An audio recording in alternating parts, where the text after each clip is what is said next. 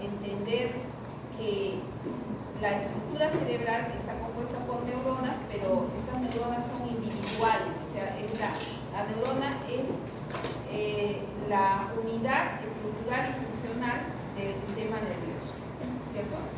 Ya, entonces, y como están con cada grupo vamos a trabajar ello, pero siempre acordarse de que la neurona, por ejemplo, este es un tipo de neurona que se llama multipolar, ¿cierto? Multipolar. Este tipo de neurona multipolar es la que tenemos en la vía piramidal, por ejemplo. La tenemos en la vía piramidal. Multipolar, ¿por qué? Porque tiene muchas dendritas. El soma con sus dendritas. Y estas dendritas siempre les entra la información. Les entra la información en este lugar que se llama sinapsis.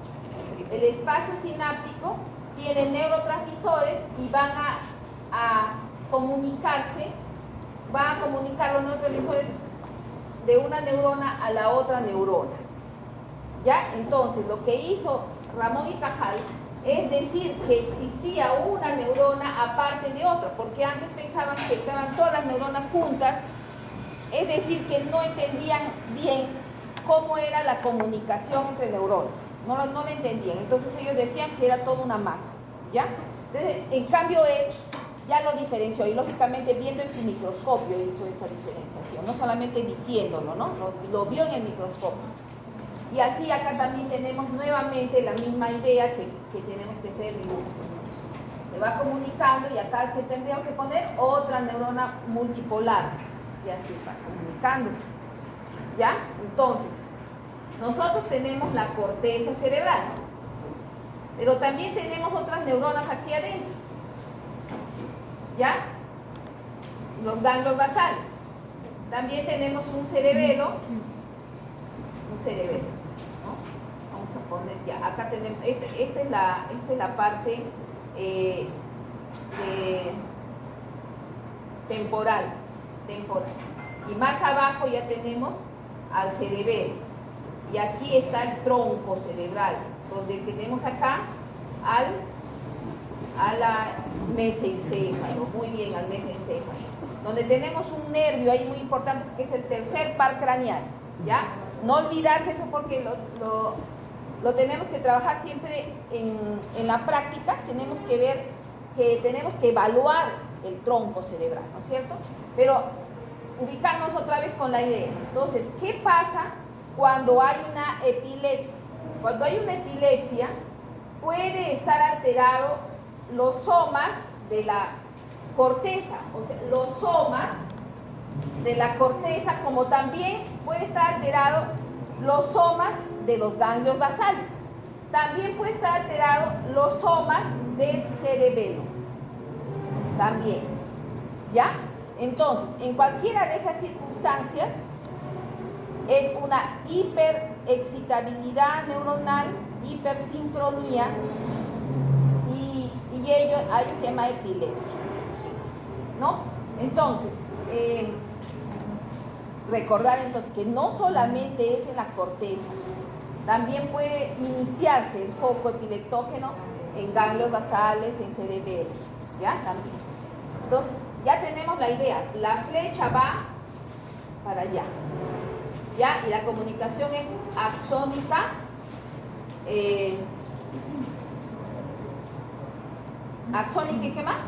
¿Cómo se llama esto? Dendrítica, ¿no? Pero también hay comunicación axón-axón, también existe, pero parece que los estudios más tiran a que es axón dendrítico, ¿ya? Axón dendrítico, siempre, flecha de allá y entra, o sea, acá transmite y acá ingresa la información, ¿no? Receptora, esta parte, la dendrita es receptora. Ya, muy bien. Entonces ahí vamos a...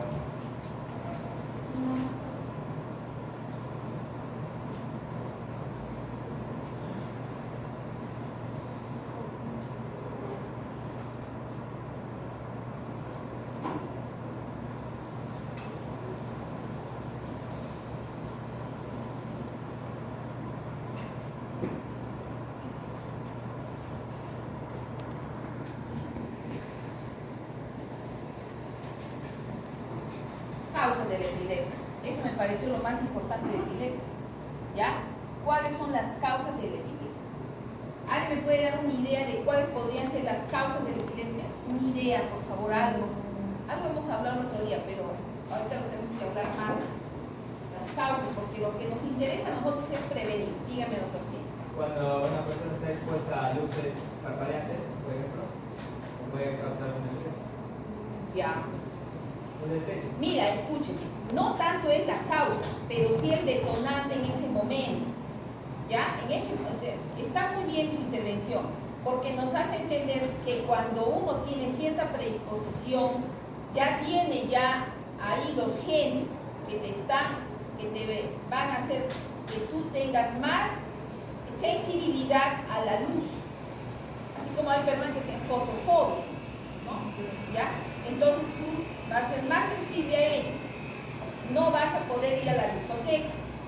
A mí no me gusta la discoteca, no me gusta, me siento bien fastidiada. Pero los que no, ya está demostrado que no van a tener epilepsia. Los que están contentos ahí no es. Ya. ¿Qué vemos acá? ¿Qué vemos? Esta es la primera causa. La primera causa es la contaminación ambiental que está viviendo el mundo. ¿Ya? Esta es la primera causa. Donde hay contaminación ambiental va a haber más epilepsia.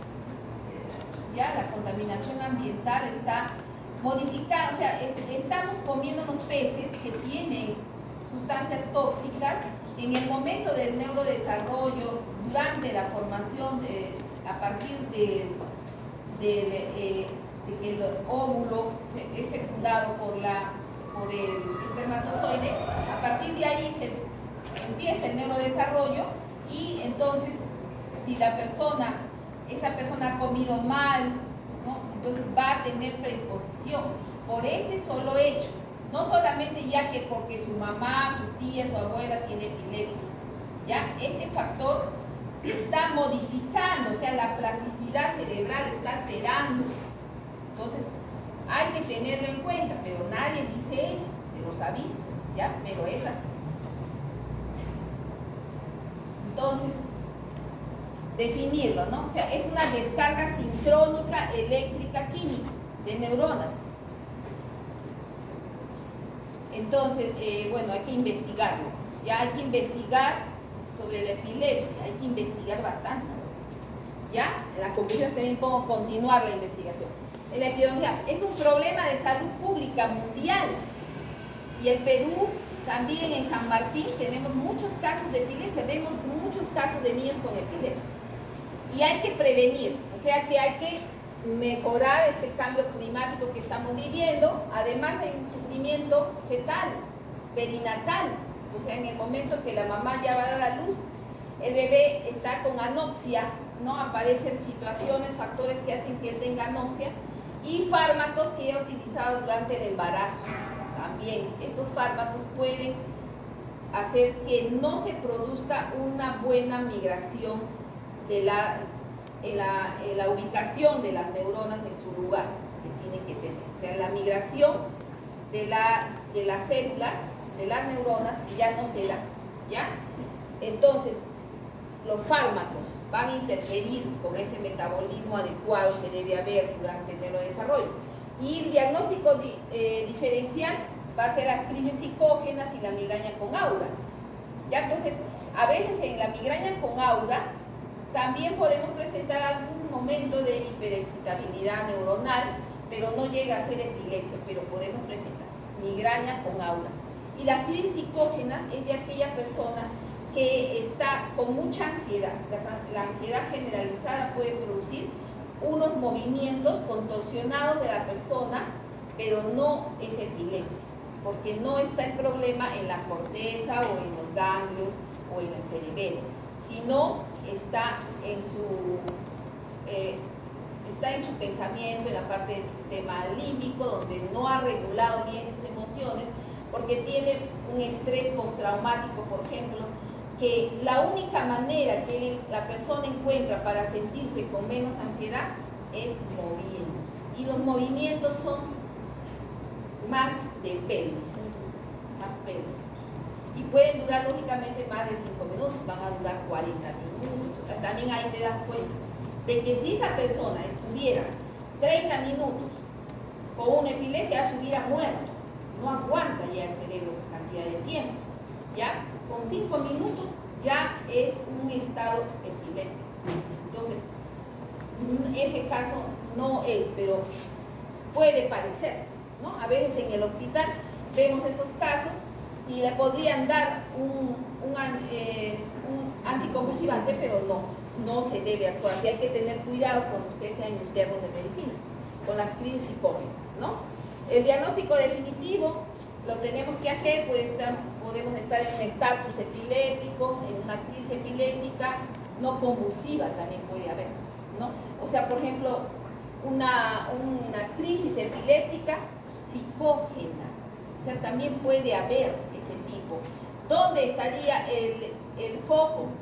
Estaría en la corteza límbica, por ejemplo, ¿no? La corteza límbica podría estar, la corteza temporal también podría estar ahí. ¿Ya? Ese tipo de cosas. El lugar en donde esté el problema, tanto estructural, ¿no? En donde esté el problema, ahí se va a manifestar de una manera especial. Por ejemplo, podría manifestarse sudando, la persona se pone a sudar, suda mucho. Eso no es una crisis psicógena. Puede ser una crisis epiléptica. Está sudando demasiado, ¿ya? Puede ser una crisis epiléptica. No solamente va a ser motor, ya no es siempre motor. Después tenemos tratamiento, los tratamientos fallidos si no tenemos un diagnóstico adecuado, claro, tratamiento fallido. Y los antiepilépticos a veces no ayudan a mejorar en un 30% de los casos, ya no ayudan. O sea que no siempre vamos a tener el mejor antiepiléptico, hay que ver bien al paciente qué problemas tiene. Porque yo siempre veo si el paciente tiene otros genes con otras patologías. Si la epilepsia es un problema inmunológico, ya tengo que pensar que de repente si la persona tiene enfermedad de Parkinson, no le va a ayudar a un fármaco. Y así, yo tengo que observar qué tipo de problemas y todos los genes que tenga ese paciente para poder lograr tener éxito con el tratamiento. Acá vemos, por ejemplo, el estrés crónico, ¿no? Una mamá que durante el embarazo tenga estrés crónico, ¿qué sale cuando hay estrés crónico todo el tiempo? Cortisol, ¿no? Entonces el cortisol va a alterar las estructuras de las neuronas, porque las va a podar. Los corticoides siempre podan, y ese es el fármaco que podría estar produciendo una epilepsia a un bebé que su madre ha estado llorando. Yo le pregunté si estuvo llorando durante el embarazo, ¿sí? ¿No? Entonces, el estrés crónico de la mujer va a aumentar el cortisol. La desnutrición, lógicamente. Entonces, si la persona está desarrollando el bebé adentro, ¿cómo va a estar? Con pocas proteínas. Si los neurotransmisores necesitan, si las sustancias que van a llegar a esa zona central para que haya la migración de esas neuronas, tiene que moverse unas sustancias que llegan ahí y avisan que se necesita que haya migración. Entonces, esas sustancias son proteínas. Y si no está nutrida la madre, entonces piensa mamá que recién ella misma está desarrollándose, porque es una adolescente, de repente es una joven puber, ¿no? Entonces no va a tener lo suficiente como para nutrir a su hijo, ya, y puede haber epilepsia. La persona que trabaja, el agricultor, ¿qué otro problema tiene? Las fumigaciones que tiene que realizar para poder, cada vez más está necesitando fumigar las tierras en Tarapoto, bueno, en Chasuta, que todavía veo que todavía están bien, pero ya para todo se necesita fumigar. Ya no existe ningún sembrío, y ya justamente una paciente me dijo, doctora, yo me río porque el ingeniero viene a decirme que no va a haber problema, que no fumigue y va a salir algo bueno. Y realmente no sale nada de esa tierra si no se fumiga.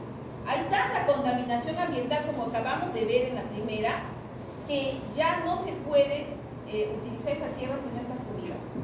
¿Ya? Entonces, y acá que estamos viendo a la persona que está, ¿sí?, con la gasolina y los carburos, está intoxicándose, y he visto varias veces gestantes que están haciendo este trabajo y tampoco duermen.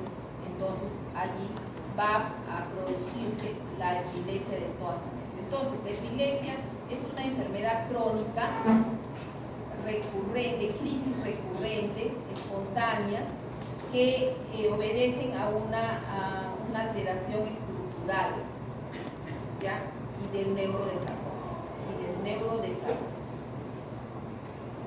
Entonces, desarrollo del sistema nervioso central y la migración neuronal que tiene que haber, ¿ya? Entonces, la migración es la que se ve afectada por la intoxicación de la persona.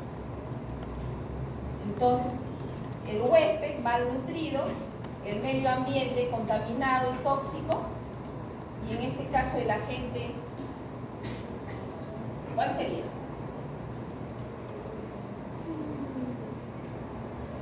¿Tenemos algún agente en este caso?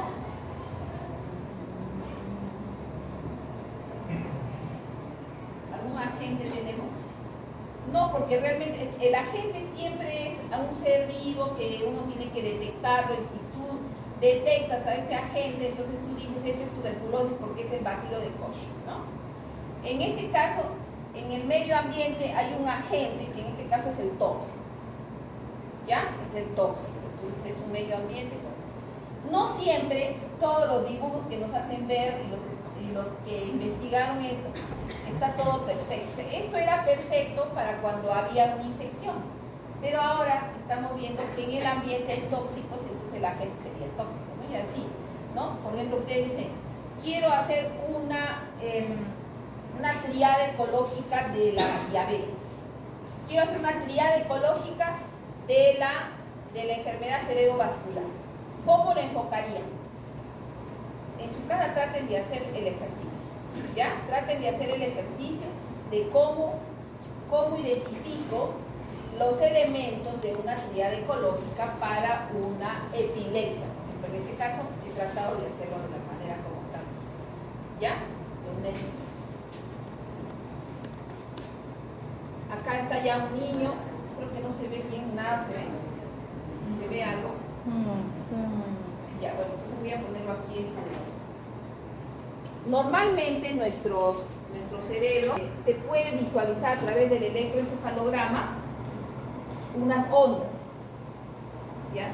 Estas ondas, que las ven bien bonitas, son las ondas alfa. Las ondas alfa. ¿Ya? Estas ondas se dan cuando uno está tranquilo. Cuando ustedes cierran los ojos, están estas ondas. Las ondas beta son unas ondas pequeñitas. La persona está en atención constante y puede llegar a estar en estrés de tanto tomar atención. De tanto tomar atención puede llegar al estrés. Entonces, son de bajo voltaje. Estas son de un voltaje mediano, pero estas son de bajo voltaje. ¿Ya? Las ondas teta son ondas de mayor amplitud. La persona está ensoñada acá, o sea, como que tiene un poco de sueño. Somnolienta, como decimos en la evaluación, ¿no?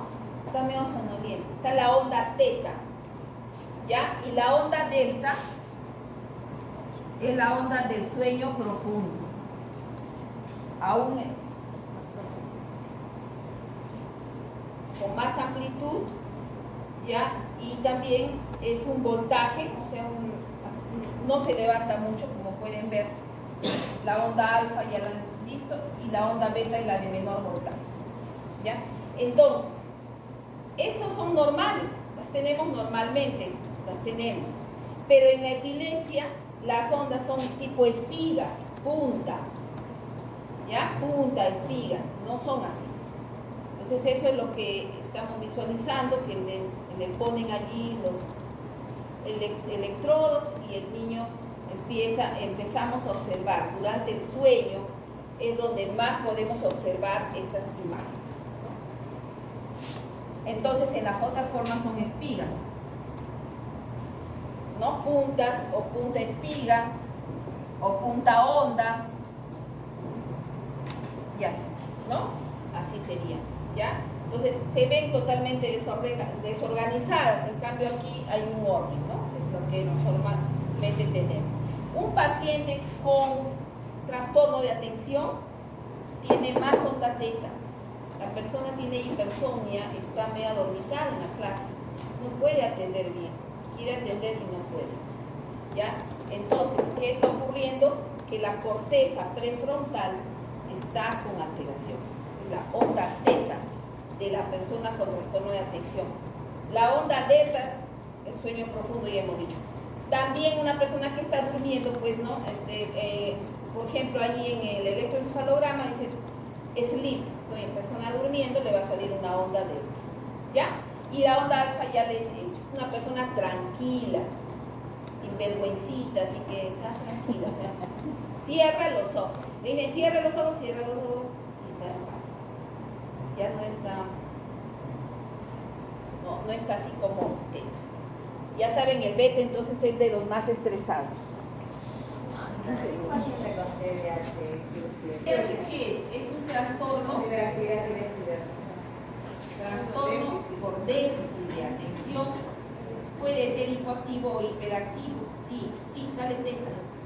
Ya, teta. Y me dice, si es hipoactivo, saldría teta. Si es hiperactivo, saldría teta, me dices, ¿no? Ya, si es hiperactivo, no podría salir teta. En ese momento no va a salir teta. Pero siempre cualquier persona con déficit de atención va a llegar a estar en teta. Porque justamente su déficit de atención hace que no pueda lograr aprender porque todo el tiempo quiere dormir. Ya hay momentos de que le dan una hipersomnia, ya sea con hiperactividad o sin hiperactividad. ¿Ya? Sí, ya sea así. ¿Cómo sería un electro de una persona que está hiperactiva? Primero que ni le podrías poner los electrodos. Está hiperactiva en ese momento, está moviéndose. Ya, más que nada, ¿qué verías en el electro? Verías movimientos, los músculos. Podría ser los ojos, abre y cierra los ojos, no puede tranquilizarse, estaría muy hiperactivo. Músculos es lo que verías allí. Usos musculares, ¿no? Los usos musculares. Entonces los usos musculares son así. Ya son un poquito más anchos que las espigas, que son muy desordenadas. Entonces aquí un uso muscular, ¿ya? Entonces así sería.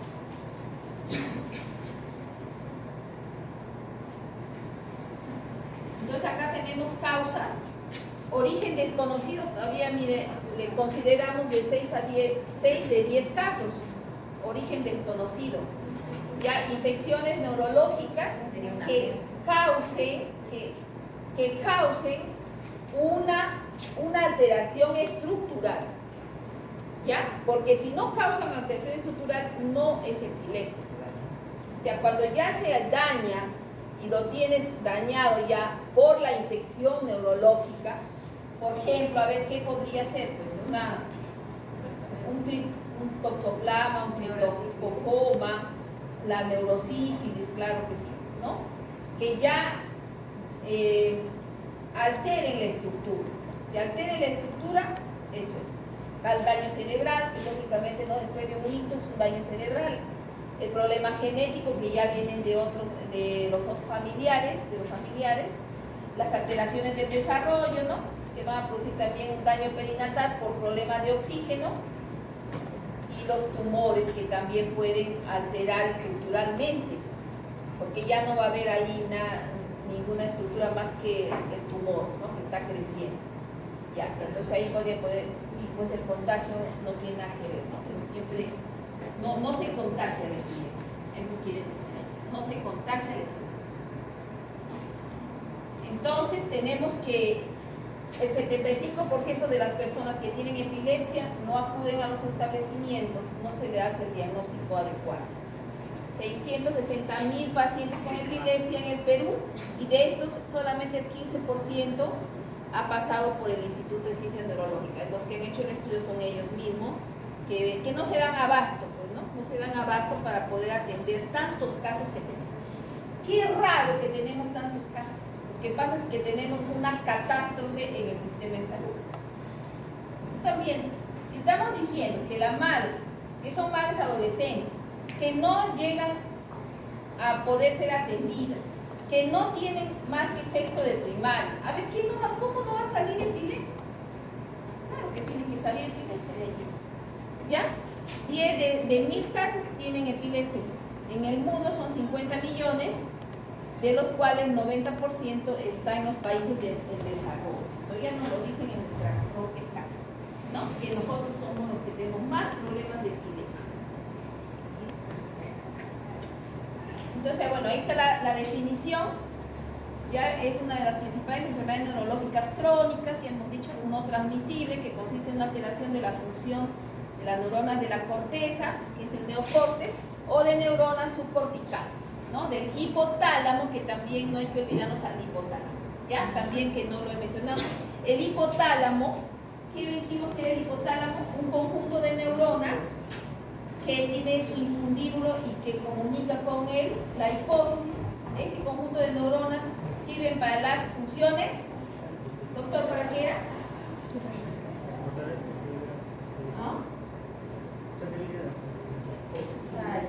El hipotálamo, funciones biológicas. Estás enamorado. En teta, estás en teta. No sé si por la teta.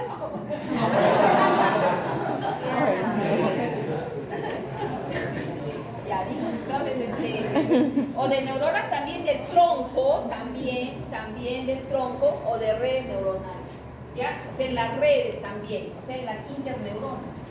En las interneuronas también puede haber el foco. ¿Ya?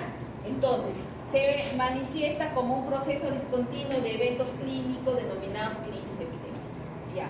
La crisis es la expresión clínica de una descarga neuronal simultánea, todos a la vez, en vez de que unas, de todas, ¿ya? Una hiperextensión, pero de todas sincrónicamente, en vez de que una estimula a la otra y de ahí viene a la otra, y así debería ser, pero no todas en un solo momento. Pero se autolimitan, ¿ya? Hay una hipersincronía autolimitada que se manifiesta como una alteración súbita y transitoria del funcionamiento cerebral, y cuya característica dependerá del tipo de neurona que está afectada, pudiéndose encontrar o no alteraciones de la conciencia. O sea, no siempre, tú puedes mirar tu brazo y se empieza a mover tu brazo. Y tú lo miras porque se mueve y yo no puedo hacer nada para que deje de mover. Entonces, ese es focal, no has perdido la conciencia, pero es una epilepsia. ¿Cierto? Así es. ¿Ya? Y pueden ser autonómicas, es lo que le decía, que la persona suda y suda. Por ejemplo, formas autonómicas. O que aumenta la frecuencia cardíaca. También ahí la frecuencia cardíaca. Puede ser un hipertiroidismo, como puede ser una epilepsia. Puede ser, pero le dura solamente 5 minutos, no le dura más, 3 minutos o 1 minuto. Le dura poco, pero le produce un aumento de la frecuencia cardíaca. Ya pueden ser sensoriales, siente como que le están rascando, siente algo, o sea, una parestesia empieza a sentir. ¿No? También puede ser un olor, siente feo, siente un mal olor. ¿Dónde estaría el foco en esta del mal olor? Por ejemplo, estamos viendo con el grupo de práctica, en la región entorrinal, ya entorrinal, ahí sería el foco. Y me has hablado ahorita de la región entorrinal a este nivel. ¿Ya? El bulbo olfatorio. Claro, altura del bulbo olfatorio, o sea, en la corteza orbitofrontal. ¿Ya? Y usted me ha dicho, ¿qué me ha dicho ahorita? La amígdala también podría estar allí. ¿Ya? La amígdala es la torta, es la cereza, y la torta es el hipocampo. ¿Ya? Entonces, la amígdala tiene mucha conexión con el hipocampo. En la amígdala se puede haber foco epileptógeno, puede haber. ¿Para qué sirve la amígdala? Para regular las emociones, ¿ya? Para regular las emociones. Entonces tú te empiezas a dar una emoción rara que nunca te has identificado de esa manera. Te vienen ganas de pegar a alguien, ¿no? Te vienen ganas de ponerte agresiva. Porque como es hiper, no te va a dar por dormir, no. Te va a dar por querer, ¿no? Hacer daño a alguien. ¿Ya entendidos? Así es. ¿Ya? Y psíquicas también, las psíquicas, que te pones a tener un comportamiento, por ejemplo, de besar a alguien, te pones con una conducta que no es usual en ti. Ay, eso explica muchas Una conducta rara que no te pertenece, ¿no? Son formas psíquicas que están guardadas en la memoria. Entonces el hipocampo tiene que ver un poco con ello, el procesamiento de la memoria está en el hipocampo, ¿no? Ya el hipocampo tiene que ver con esas formas psíquicas. Y las regiones temporales tienen que ver con formas psíquicas. Región temporal en general. Ya, entonces el concepto clínico epidemiológico, la Organización Mundial de la Salud y la Liga Internacional contra la Epilepsia exige la repetición crónica de crisis epilépticas y se hace el diagnóstico cuando el paciente ha tenido 2 o más crisis espontáneas. La crisis epiléptica única o secundaria a una agresión de un momento agudo no es epilepsia, ¿no? De un momento agudo no, porque se supone que se va a regenerar y ya no hay epilepsia, por tanto esa es una crisis psíquica, una crisis autonómica, una crisis lo que sea, pero no epilepsia. ¿El cáncer, por ejemplo? Claro, ¿no? ¿Qué es la eclampsia? Es justamente convulsiones, ¿no? Que le dan a una persona ¿qué ha ocurrido? Sí, pero ¿qué ha pasado? Es la placenta que tiene un tóxico. La placenta representa un cuerpo extraño en este caso. Van a ver, vean la fisiopatología de la eclampsia. Tiene que ver con eso. Por eso antes se llamaba toxina del embarazo, se decía antes. Claro, escúcheme, toxina del embarazo se decía antes a la preeclampsia, la eclampsia, todo ello era. ¿Por qué? Se sabe que la placenta, como tiene un cuerpo extraño, porque tiene genes del padre, entonces puede constituir un cuerpo que produce inmunidad alterada, ¿ya? O sea que también es un problema, tiene un componente inmunológico, tiene un componente inmunológico. Entonces, más bien ahí se podría hasta producir una encefalopatía de tipo epiléptico, podría producirse, ¿ya? Porque es un tóxico, o sea, la placenta se convierte en un tóxico para la mujer. Sí. Cuando dice de la placenta que maneja el genes del papá, ¿es porque el papá tiene herencia de epilepsia o porque el papá tiene una muy mala alimentación, alcohol, cigarrillo y mala alimentación así? Podría ser las dos. Bueno, más me parece que podría ser que el varón, acá estamos hablando de que es un tóxico, ¿entienden? Es un tóxico que está llegando al cerebro. Hemos dicho que no es epilepsia, no necesariamente que el varón tiene epilepsia, sino que es un tóxico, así como le está llegando al oso polar que acabamos de ver. Es un tóxico que está llegando a la mujer a partir de la placenta que le pertenece al varón, pero no porque el varón tenga un gen o algún problema, ya no por eso, no necesariamente por ello, sino que esa placenta no está bien insertada, esa placenta está tóxica para la mujer, ya así es, como cuerpo extraño para ella. En vez de que por el amor que se tiene hubiera estado bien agarrada, amo a este hombre, Juan, me agarro bien sus genes, pasa algo raro ahí. O sea, ellos genéticamente no están bien compenetrados. se enamoraron de un ratito, nomás algo así, pero no están bien compenetrados. Y peor, si el hombre le trata mal. Ya más cuerpo extraño va a ser. Más cuerpo extraño va a ser.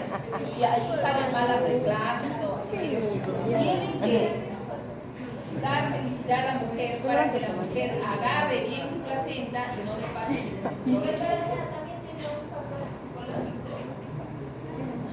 Un factor psicológico, claro, todo nace con los factores psicológicos. Todo nace a partir de ahí, podemos hablar del estrés crónico. El estrés crónico nos está diciendo, está demostrado. España ya lo dijo. Lean, no estoy trayendo porque se me ocurrió. El estrés crónico ya lo dijo España.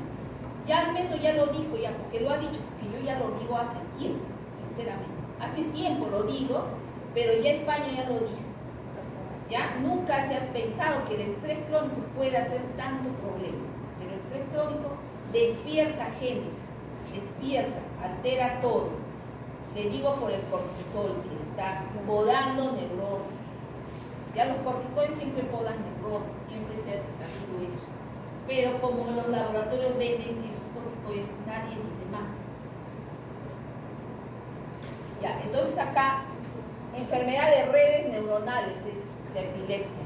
En el examen les pongo que es una enfermedad de redes neuronales, recuerden esto porque es muy importante. Importante, ¿no? Ya, entonces acá está la famosa área prefrontal, acá está la área premotora, la corteza primaria, ¿no? La corteza primaria, acá sería la corteza motora primaria, la somatosensorial, la corteza auditiva primaria, ya las áreas de asociación auditiva que están alrededor de la corteza auditiva primaria, la corteza parietal. Ahí está un área del sabor que les he traído por eso, porque quería que vean el área del sabor que hay. Por si siente algo raro. Siente algo raro, puede ser la epilepsia que le está viendo, porque justo en esa área debe estar el punto hipersincrónico, ya el foco epileptógeno. Entonces, en donde vean cualquier área, el área visual, empieza a ver las alucinaciones, ¿no? Empieza a ver cosas como estrellitas. Área visual, dentro del área visual la corteza visual, ¿no? Solamente la corteza. Cuando decimos área está la neurona con el axón, ya es la palabra área.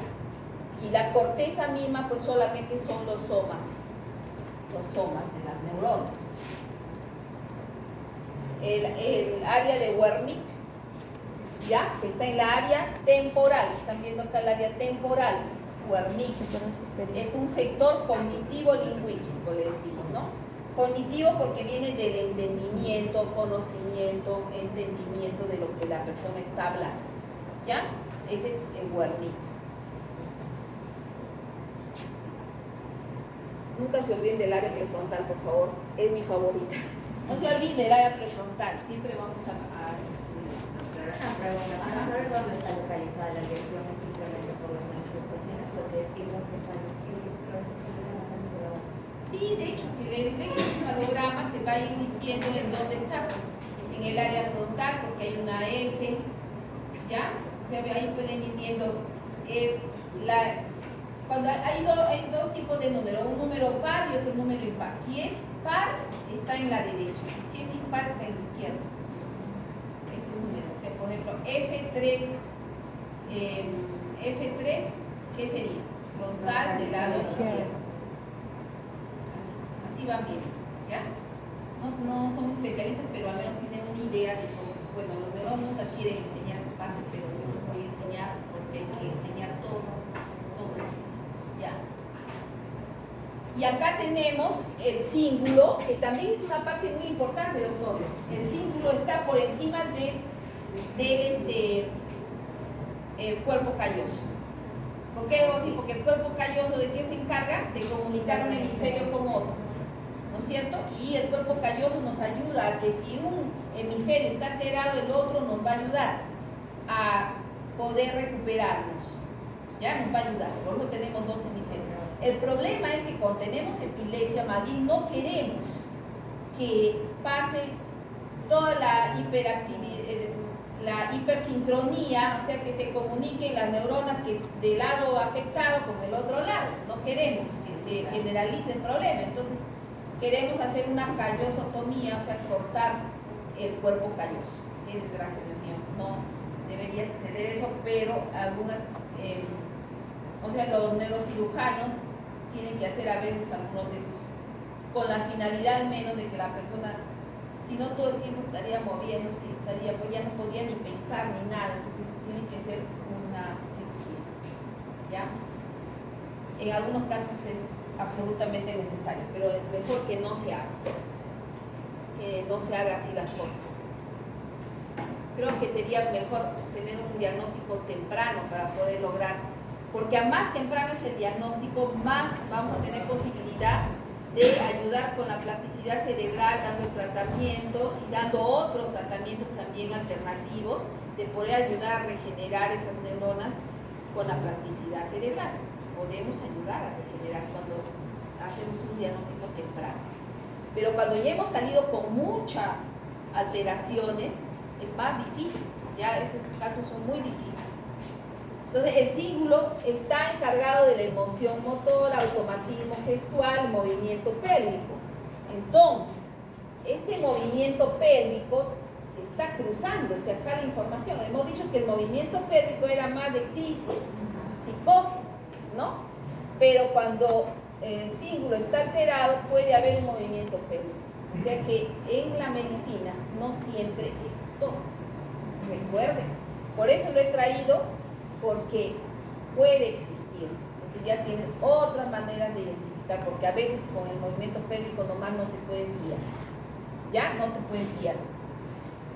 También hay una área premotora 6B, que si está alterada, la persona empieza a salivar o mastica, ¿no? Que no tiene nada en la boca, pero mastica, o empieza a pasar saliva. A deglutir, si el área premotora está alterada. Si el área 33 prefrontal está alterada, entonces la persona empieza a rotar su cabeza, los ojos, el tronco. ¿Ya? En el área prefrontal 33, para que la persona emocionalmente se pone un poco fastidiada, se pone a llorar, o sea que aquí no puede gestionar sus emociones, llora por todo. Este es en el área prefrontal 33, ¿ya? Llora por todo, no puede gestionar sus emociones, porque hemos dicho que la región prefrontal va a ayudar a, más que nada, a disminuir la región prefrontal, controla la ansiedad, pues. ¿Ya? La persona con problemas en la región prefrontal se pone más ansiosa que normalmente debería ser. Y la comunicación prefrontal con el sistema límbico es altísima, se comunica mucho. ¿Ya? Entonces, personas con trastorno de atención, que es un interés de tu compañera, con trastorno de atención va a tener también problemas emocionales múltiples. Por si acaso aviso, es el trastorno de atención, pero también en una epilepsia que estuviera en esa área, la gestión de emociones va a ser muy disminuida, no va a poder controlar. Entonces de repente va a ser más agresiva o se va a poner a llorar. Emociones o miedos, o mucho miedo. Ya principalmente los miedos, ¿en qué área hemos encontrado más que haya miedos?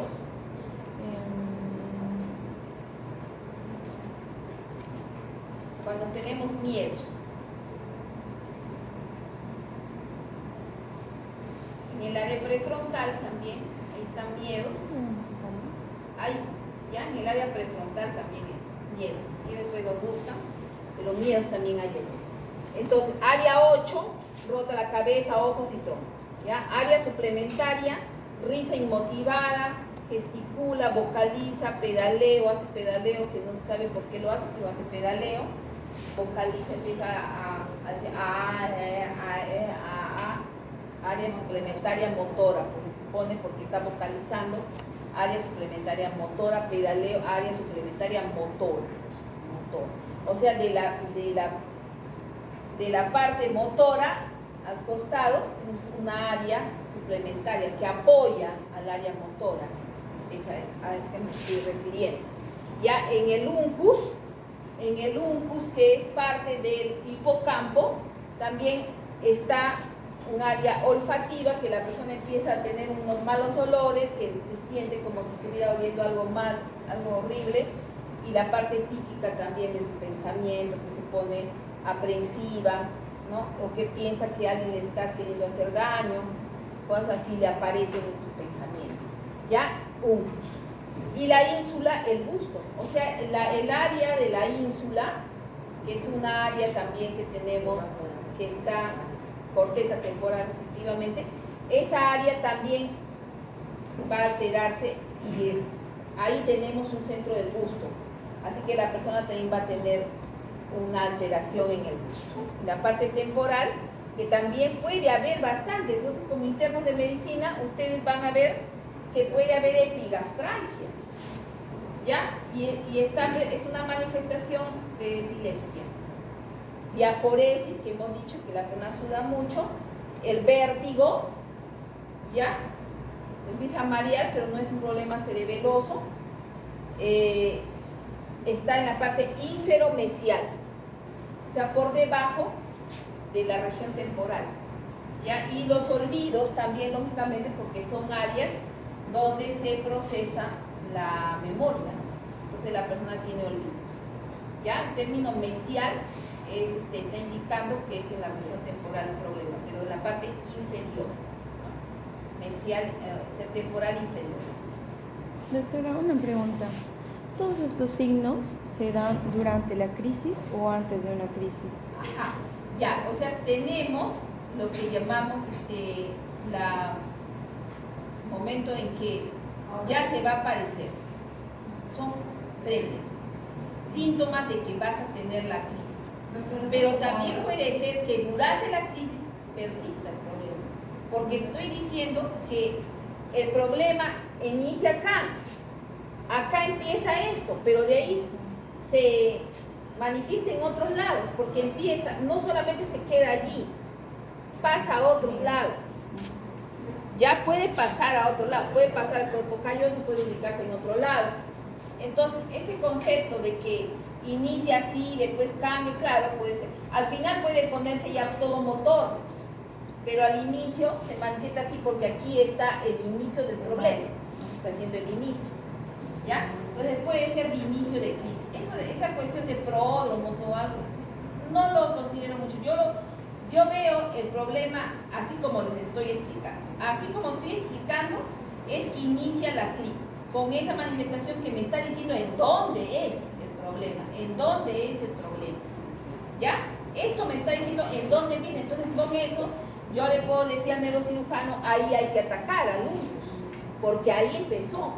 Eso le puedo decir, ya cuando yo sé que ahí inició el problema. ¿Entendido? Ya bueno, acá está, ¿qué parte sería esto? El cíngulo, ¿no? El cíngulo que hemos dicho.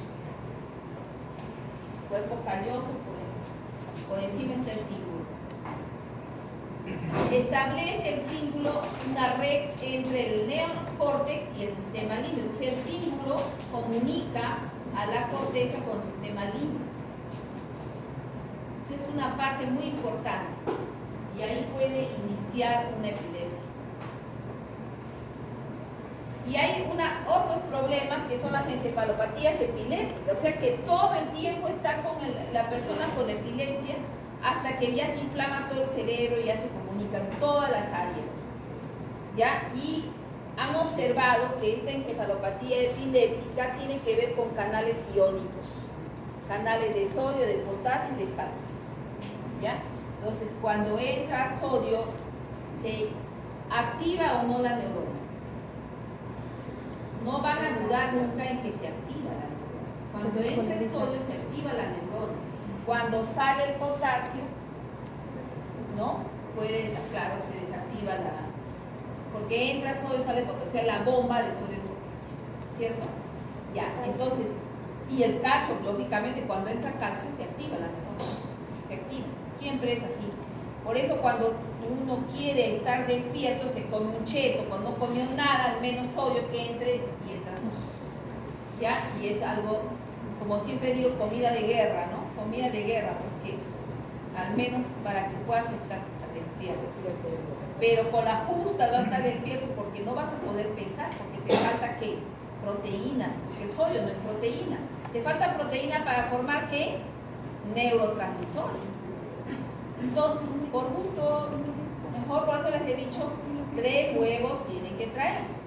No sé qué habrán comido abajo, ojalá que hayan comido algo bueno. Doctora, Ajá. ¿y la glucosa? Claro, la glucosa todo el tiempo tiene que ir entrando. La glucosa tiene que entrar. Y si nosotros, buena la pregunta porque si nosotros tenemos hipoglicemia, ¿qué puede pasar? Va a haber convulsión por la hipoglicemia. Porque el cerebro responde diciendo, Dios mío, ¿qué pasa? Me están dejando sin el principal alimento que va a dar energía a la célula. Por tanto, yo tengo que empezar a moverme para que se den cuenta de que me está faltando algo, ¿no? O sea, eso es lo que ocurre. La hipoglicemia va a producir esta convulsión, va a producir convulsión. Y la hiperglicemia producirá convulsión. Todos siempre dicen, no, bueno, no importa, ya le damos más glucosa, ya no importa, pero dice hasta 180 miligramos, dicen en el hospital, ¿no? Pero está bien claro, no es un o sea, sí, claro que sí, hay una crisis. Y también hay un infarto cerebral por hiperglicemia. También existe. O sea, ¿qué pasa? Que tampoco nos podemos pasar de 180. Y yo diría, y también una literatura dice que no más de 150 miligramos de glucosa. Porque si no, los circuitos, o sea, igual como siempre, ¿no? El reflejo que hemos aprendido, las neuronas sensoriales, dijimos que había unos tipos. ¿Cuáles eran? A ver, las doctoras que ya están en la práctica. ¿Ah? Ya, esas eran una, y después tenemos las sensoriales. Dentro de las sensoriales, ¿quiénes están?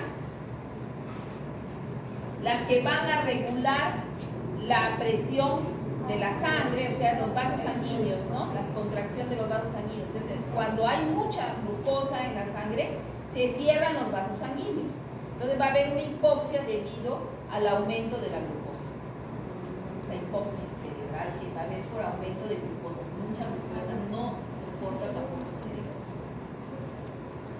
Después vamos a ver el metabolismo de la glucosa ya. En el metabolismo cerebral vamos a trabajar esa parte de la glucosa, doctor. No se preocupe. ¿Ya?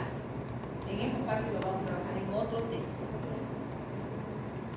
Encefalopatía epiléptica, ya lo que quería decir es acá más que nada es que tenemos unos genes y unas alteraciones de genes.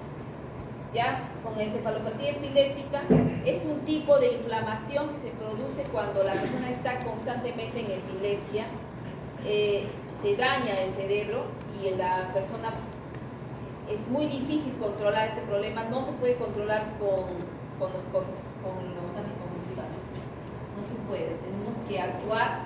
¿Saben con qué tenemos que actuar acá? Con corticoide y es contraproducente, ¿ya? Así que poda, o sea, quiero controlarlo, pero además poda. ¿Qué hago?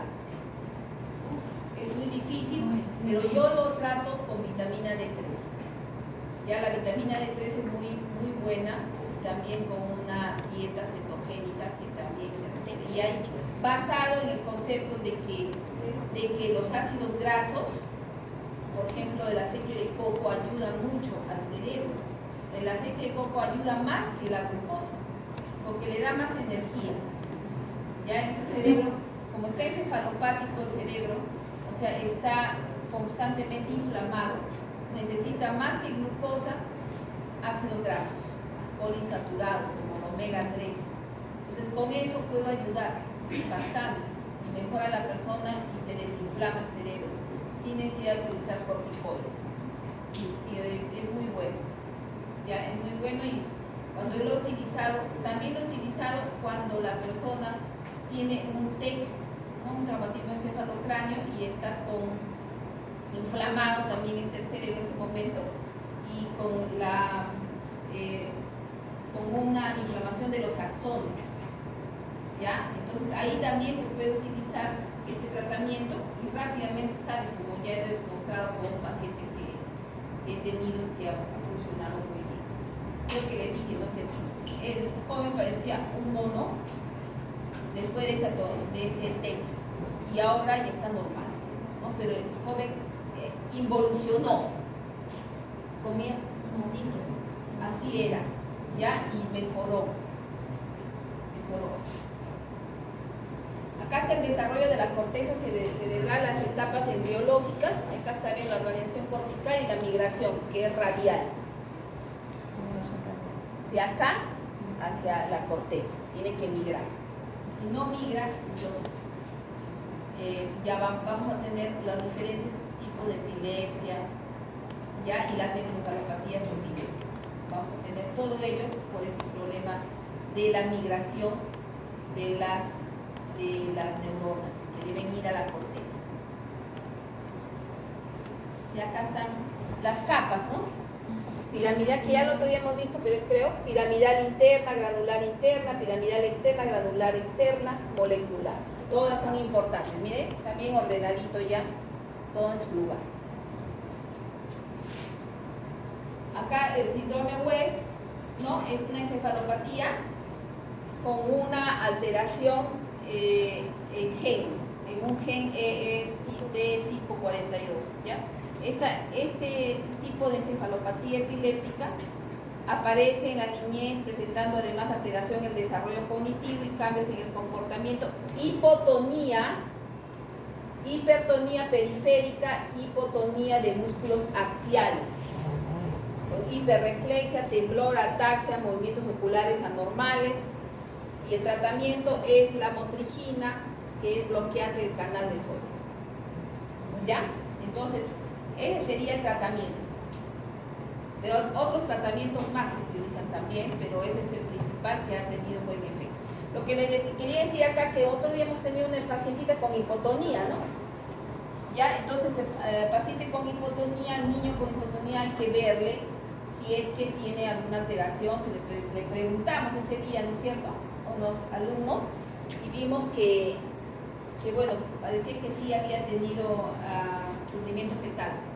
El niño ha tenido sufrimiento fetal leve, está hospitalizado porque ha tenido varias hospitalizaciones y eso ha alterado su desarrollo, pero probablemente no la migración de las neuronas y no esté teniendo epilepsia, ¿no?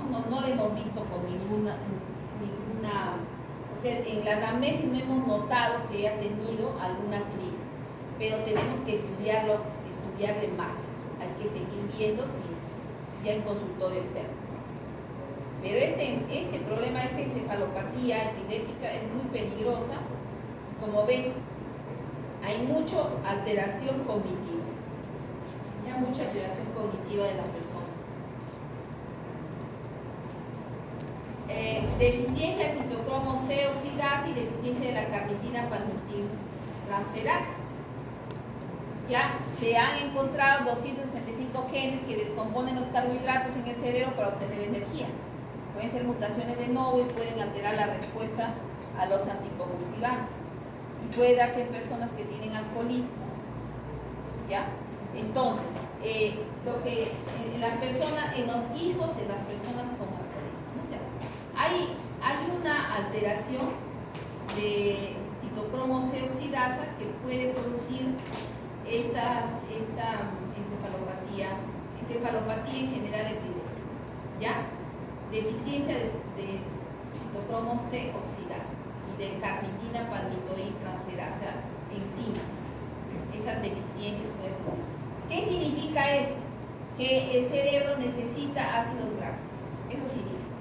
Ya necesita ácidos grasos. Y si hay deficiencia, por más que le dé omega 3 tampoco va a funcionar, porque puede haber este tipo de deficiencias que produzcan encefalopatías epilépticas. Ya, los fármacos antiepilépticos contraindicados en el síndrome Brugada. Ya, acá también tenemos que hay un síndrome Brugada donde no podemos utilizar algunos fármacos. A ver, revisen qué es el síndrome de Brugada. Una canalopatía que produce fibrilación auricular, ¿no? Ya. Una canalopatía que produce fibrilación ventricular. Ese es el síndrome de Brugada, ¿ya? Canalopatía que produce fibrilación ventricular. Entonces, si tengo esta canalopatía, debo evitar fármacos como carbamazepina, la motrigina y fenitoína. Contraindicados, la oxcarbazepina. Entonces, quiere decir que en ese tipo de canalopatía no puedo utilizar estos fármacos. O sea, no siempre los fármacos, estos, por decir que él sea una persona con epilepsia por una canalopatía, no podría utilizar estos fármacos. Se han observado eso. No se sabe bien por qué, pero se supone que lo que se tiene que hacer es ver, pues, qué está ocurriendo, ¿no? La acción de la carbamazepina, dónde actúa la lamotrigina, dónde actúa la fenitoína, dónde actúa. Estos fármacos actúan en los canales de sodio, ¿ya? Estos fármacos actúan en los canales de sodio y por eso es que en una canalopatía no se podría utilizar. Entonces hay que tener ese cuidado. Cuando ustedes indican un fármaco, vamos a tener cuidado de ver en dónde actúa, porque una persona con síndrome de Brugada no podría utilizar, por ejemplo, los fármacos que estamos mencionando.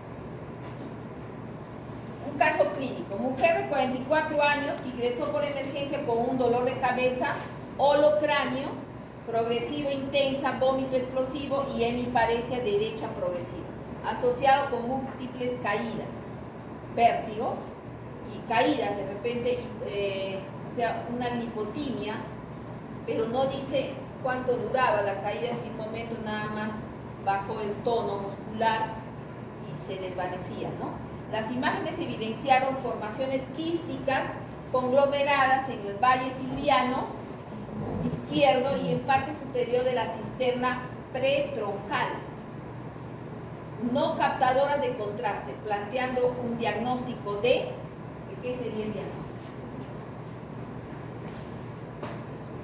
Ya, cefalea holocráneo. ¿Qué quiere decir eso? ¿Qué está pasando en el cerebro cuando decimos cefalea holocráneo? Sí, muy bien, holocráneo es toda la cabeza. Entonces está inflamada toda la cabeza, ¿no? Aumento de repente de líquido, un edema. ¿Un edema dónde? Vasogénico, citotóxico, de repente más parece vasogénico. ¿Ya? Cuando es vasogénico hay una disrupción de la barrera hematoencefálica. Intensa, vómito explosivo, también indica hipertensión endocraniana. La cefalea holocraniana indica hipertensión endocraniana. El vómito explosivo en cualquier momento no es postprandial, nada, sale eso, ¿no? Hemiparesia derecha, progresiva, como si algo estuviera comprimiendo. Hemiparesia derecha. ¿Dónde estaría el problema? ¿En qué hemisferio? En el lado izquierdo, hay algo ahí.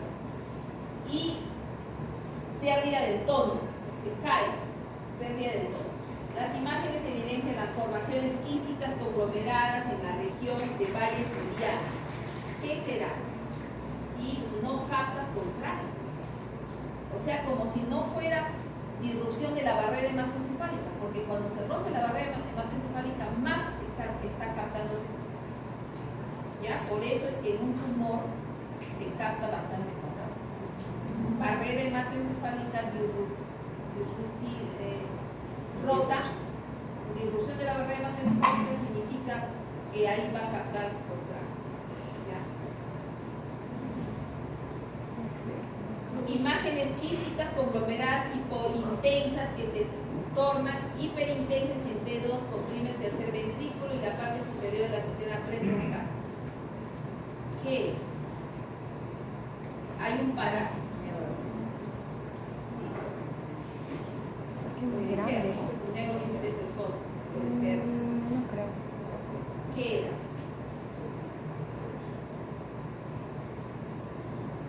Quísticas. Pero son más pequeñas que son grandes. Son pequeñas. Son más esparcidas, no solamente ¿Qué es? una.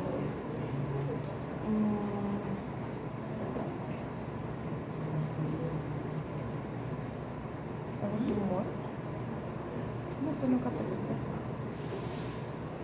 Complejo vesicular membranoso, por proliferación continua de membranas del parásito. ¿Qué parásito produce esto? Membranosos.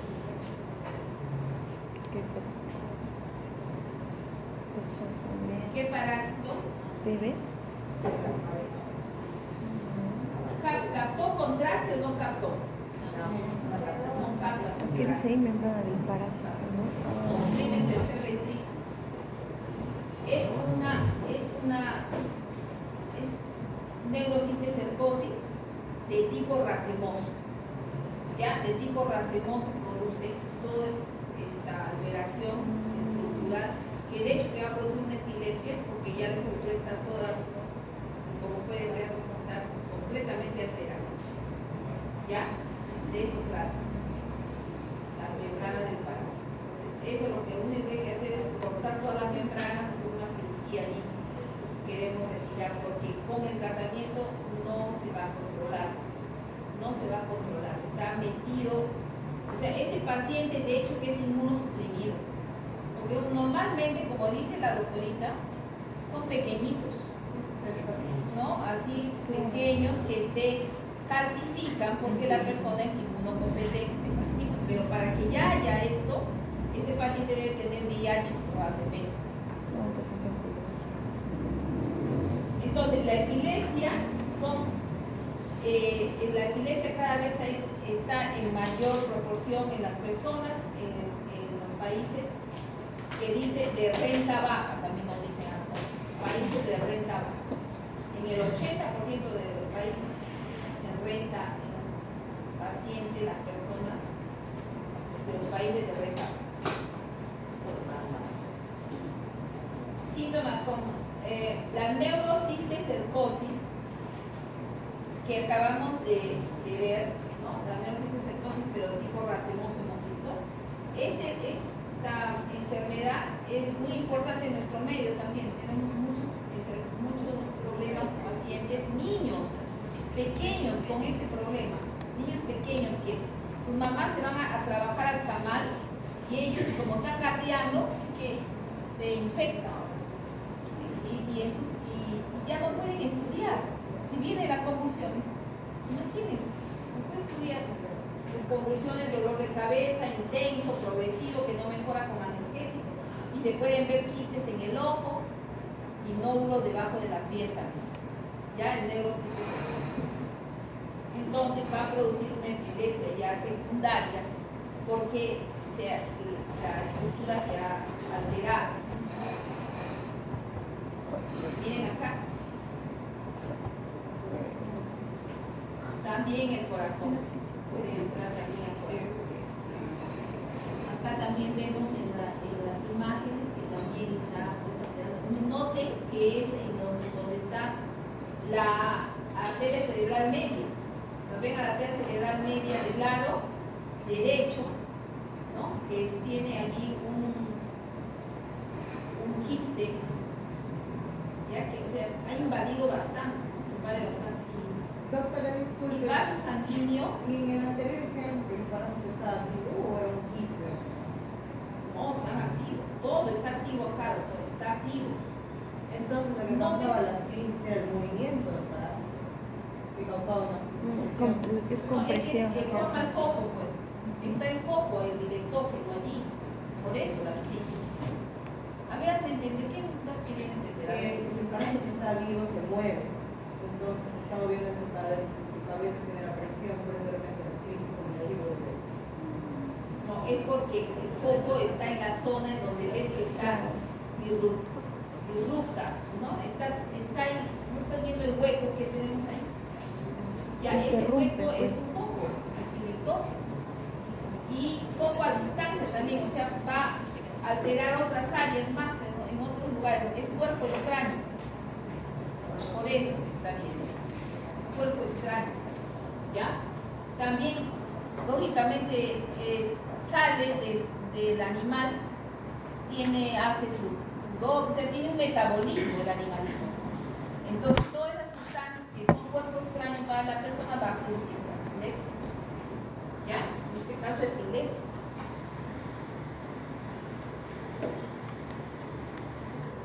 nódulos debajo de la piel. Entonces, siempre hay que hacer una evaluación en todo, la piel, cómo está. Hay nódulos, de repente encontramos un nódulo de un quiste de neurocercosis. En este caso, un cistecer. Cuando ya entra al cerebro, un neurocistecer, ¿no? En el corazón. Entonces, una crisis aislada no es epilepsia, dos crisis separadas, 24 horas sí es epilepsia, ¿no? Pero también acá hay que poner el concepto de que es espontáneo. Hay formas idiopáticas que tienen probable origen genético. 70% de las epilepsias tienen un origen que no se puede determinar. 30% son secundarias, algunas secundarias. Y lo más importante, por eso puse neurocistecercosis, ¿ya? Es el que en nuestro medio y en el Perú es la causa que se ve más, se observa más. Del 30% de las epilepsias son secundarias con neurocistecercosis principalmente. En niños, el origen es la hipoxia cerebral, ya por sufrimiento fetal. Y en el adulto, el origen es cerebrovascular. Entonces, en el adulto mayor principalmente es cerebrovascular. El origen de la epilepsia secundaria es el 30% que estamos diciendo. Entonces, las personas, así como ven que ese cerebro tiene en la región parietal, parieto-occipital, he visto allí, tienen esa que llamaríamos una encefalomalacia, o sea, un hueco hay allí, ya hay un hueco. Igualito puede ocurrir con un paciente que tiene una enfermedad cerebrovascular, un ataque cerebrovascular que invadió varias áreas y que se ha quedado con un hueco. Ahí también podría haber una epilepsia, tendríamos que utilizar un tratamiento para esa persona porque ha quedado con una secuela de epilepsia. Secuela, 2 puntos, epilepsia. El estado de la epilepsia debido a la secuela del ataque cerebrovascular que tiene. Es una persona con enfermedad cerebrovascular, probablemente porque es hipertensa, porque ya hemos visto un caso con el grupo, ¿no es cierto? De paciente hipertenso, que lo tenemos que presentar en algún momento. ¿Ya? Entonces, de 0 a 1 año, 95 habitantes,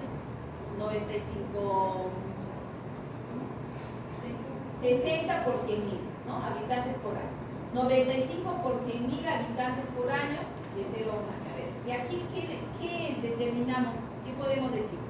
La incidencia de la epilepsia según la edad. ¿En dónde ven que hay más incidencia de epilepsia? ¿En qué grupo poblacional o etario? De 0 a 1 año. ¿No? De 0 A 1 año. a 1 año. O sea, más es por hipoxia cerebral y por estrés crónico de la madre, salud ocupacional de la madre que está en 0, la madre está yéndose a trabajar toda la noche, recibiendo tóxicos de hidrocarburos. Hay esos casos que más tenemos. Y cuando ya tenemos más de 65 años, ya también es importante, porque son 60 de 100.000. O sea, son los casos de ataques cerebrovasculares. En las urgencias, 13% de urgencias y ingresos de 35 por 100.000 habitantes, niños y ancianos, ¿no? O sea, porque vimos que era más en niños y también en ancianos. Los fármacos, que el 30% nomás tiene, bueno, el 70% tiene éxito, responde, pero hay un 30% que no responde, resistente. Y se necesita asociar otros tratamientos, como estoy mencionando, que yo asocio y que me va muy bien. Impacto de la epilepsia en calidad de vida, pues nos va a dejar, pues, ¿no? Impacto económico, con carga familiar, impacto emocional, crisis mal controladas, que también son un problema y no podemos lograr controlar. Ya limita de todos los modos. Hay personas que sí están bien controladas y tienen una vida normal, no tienen ningún problema. Al menos mis pacientes están muy bien, ¿ya? Mis pacientes están tranquilos. Lo básico para mí es que la persona duerma bien. Ahí empiezo. Si yo veo que duerme bien, sueño profundo que dijimos, se regenera el cerebro todos los días. Y si se regenera bien, perfecto. Pero si se va a trabajar en un grifo, ¿qué voy a hacer? Ahí ya no puedo hacer nada. Y te juro que va a salir mal el tratamiento. No va a funcionar.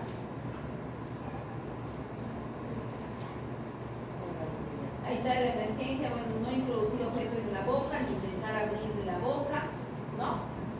Mantener en calma y medir la duración de la convulsión, eso es muy importante, ¿no? ¿Cuánto dura? Retirar los objetos peligrosos y proteger a la persona, nada de cosas, uso constante, nada. Poner a la persona de costado, ¿no? Para que no vaya a tener una aspiración de sus secreciones porque aumenta se agorrea, produce se agorrea. ¿Ya? Y proteger la cabeza. No tratar de detenerlo de sus movimientos. Más bien, o sea, dejar que, porque se va a autolimitar, hemos dicho que es autolimitado, no va a estar más tiempo. ¿Ya? Entonces, lo que tenemos que hacer inmediatamente, ¿qué es lo que tenemos que darle el tratamiento? Ahí está. Bueno, acá no lo veo que está correcto, ¿no? Porque tengo que, si es que dura más de 5 minutos, recibo llamar a emergencia, no, llamar inmediatamente, ¿no? Pero así dice. Neonatos, infección, malformación genética, trastorno genético, hipoxia, isquemia perinatal, traumatismo cráneoencefálico, trastornos metabólicos, ¿no? Por ejemplo, trastornos del metabolismo de la glucosa, ¿no? Con esos tipos de trastornos vamos a tener también las epilepsias secundarias a los trastornos metabólicos. Va a haber encefalopatías epilépticas. Menores de 12 años, crisis febriles, idiopáticas, todo. Las crisis febriles, decimos, no puede ser epilepsia porque está siendo, no es espontáneo, sino es una crisis febril, decimos, ¿no? Bueno, los pediatras dicen eso, pero realmente también hay epilepsias asociadas con crisis febriles. Sí, las hay. O sea, cada vez como se estudia más, se va observando ello. O sea, la persona que al principio parece que a mí me han dicho que no es epilepsia, doctora, porque le viene cuando tiene fiebre, pero le está viniendo. O sea, hay una hiperexcitabilidad neuronal. ¿Por qué voy a pensar que no pasa nada ahí? Algo en cualquier momento va a ser epilepsia. Entonces yo tengo que estar atenta. Y claro, no voy a darle todavía el tratamiento, pero tengo que estar muy atento, porque eso va a ser. Y efectivamente casi siempre lo es. Ya casi siempre es que sí era epilepsia. Tóxicos, y nuevamente el concepto de tóxicos, ¿no? Y las enfermedades degenerativas cerebrales, que también en una persona puede presentarse, porque ya hemos dicho, ¿no? La alteración de la corteza cerebral y de las neuronas subcorticales. Entonces, tenemos crisis focales y crisis generalizadas. En las crisis focales, las simples y las complejas. Las formas complejas son las que van a combinar ahí un problema autonómico más un problema psíquico, o sea, de algunas neuronas temporales, ¿no? Y autonómicas sería más de tronco. Entonces, se combinan y te dan las crisis complejas. Ya pueden aquí estar. Parece que no es nada, pero está teniéndolas todo el tiempo. Parece que no es nada y está sudando, y entonces sí hay. Y tú tienes que atender ese caso. De todas maneras tienes que mejorarle, que no haya ningún problema. Porque después puede haber hasta demencia, podemos tener ya mayores alteraciones en el cerebro. Las simples se dividen en motoras, sensitivas, psíquicas y alteraciones de la memoria, ¿no? Las simples también puede haber alteraciones de la memoria. Las complejas, por ejemplo, una característica de las complejas es que hace movimientos automáticos de deglución, ¿no? O sea, cualquier movimiento, una mímica facial, un parpadeo, mastica, ¿no? Ahí es por eso le ponen las caritas. Ya, y la crisis generalizada donde se altera la conciencia. Crisis tónicas, crisis de ausencia, que se queda allí, y después ya despierta y ya tranquilo, ¿no? Crisis mioclónicas de movimientos musculares, mioclónica, ¿ya? Atónicas, pérdida de tono, ¿no? Se desvanece en ese momento, cae, crisis clónica, que ya la conocemos, que es un movimiento de contracción y relajación constante. El tratamiento farmacológico, el tratamiento nutricional que les he mencionado, que siempre lo utilizo, el tratamiento nutricional y la cirugía. Pródromos, que estaba mencionando la compañera, ¿no? En los últimos años se reportan múltiples lesiones de pródromos en pacientes con estado epiléptico no compulsivo. Lo más frecuentes son sensación extraña en el cuerpo, esas son, ¿no? Manifestaciones vegetativas, irritabilidad, fatiga, etc. La persona puede mostrar días previos como muy cansada,